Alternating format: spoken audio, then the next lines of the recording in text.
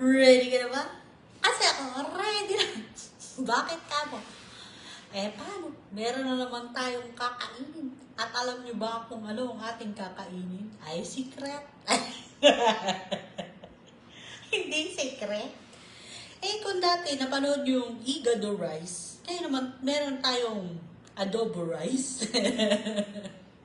Alam niyo ba tong adobo rice? Aray ko, mainit. Mainit ang ating adobo rice. Gusto niyo ba makita ang aking kaldero?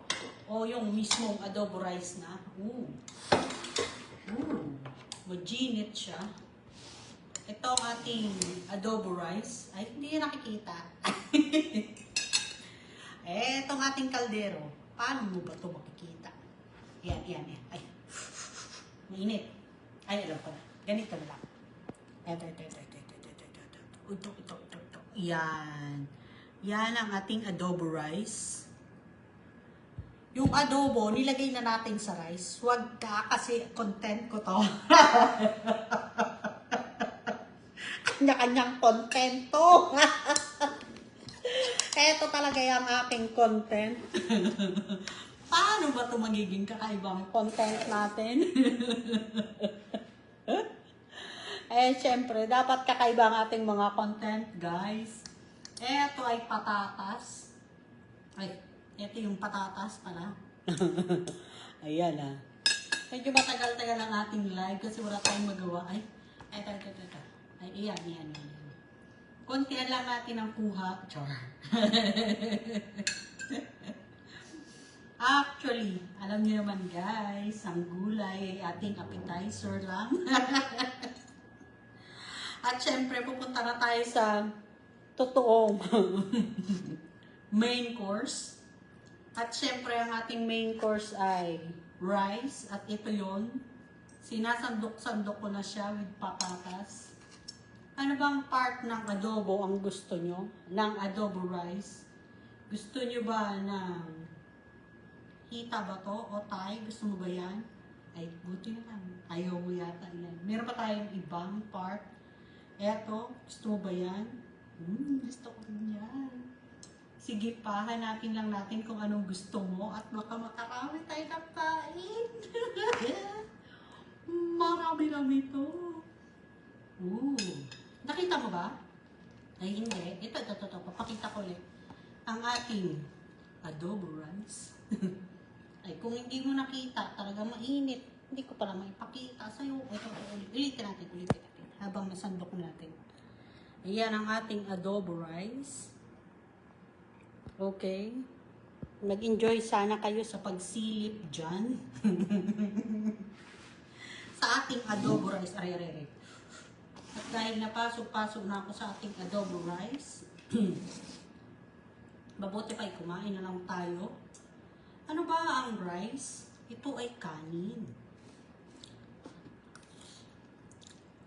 Pag ito ay tinanim na nga mga magsasaka, pwede ditong sinasabog. Tinatapon yung bigas, yung palay, tinatapon, sabog. Ano ang tawag doon? Sabog na yun. Sinasaboy kasi nila. Pwede rin may mga ibang paraan ng pagtatanim ng rice natin.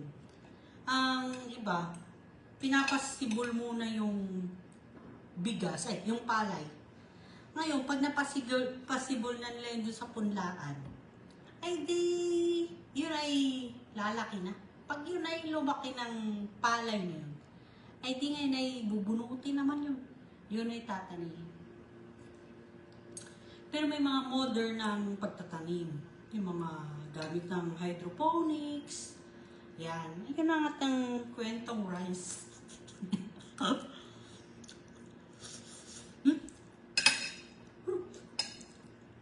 Ang init. Ang init ang ating rice. Yan. Itong mga rice na to, tinatanim ito ng mga farmer. May kilala ka bang farmer? Yan. Yung mga farmer, yan talagang katuwang natin sa ating pagkain. Kaya bigyan natin ng heart yan. Itong heart para sa'yo. Farmer ka ba? Para sa'yo yan. Ay, wala naman nalabas. Ayan na yun. Yung heart ko. Okay? At tapos, Yung rice na yan, depende yan sa sa amo. May mga mababang bigas. Yung katulad yan, jasmine rice, yung mabangong bigas. Jasmine rice. Jasmine rice, yung jasmine, sampagita yan. Paano naging rice? Hindi ko alam kung bakit ba naging jasmine yan. Excuse me. Tapos, hirap rin pala pag live. Kasi pag live, nanonood, nagpe-play yung video, tapos may mga mali, hindi na pwedeng ma-edit, char. Yan pala yung live.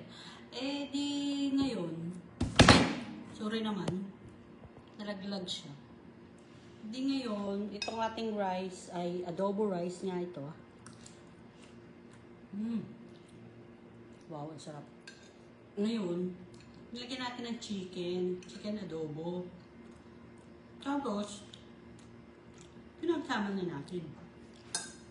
Kasi dito sa kanila, may mga iba, gusto nila beef yung kasama o kaya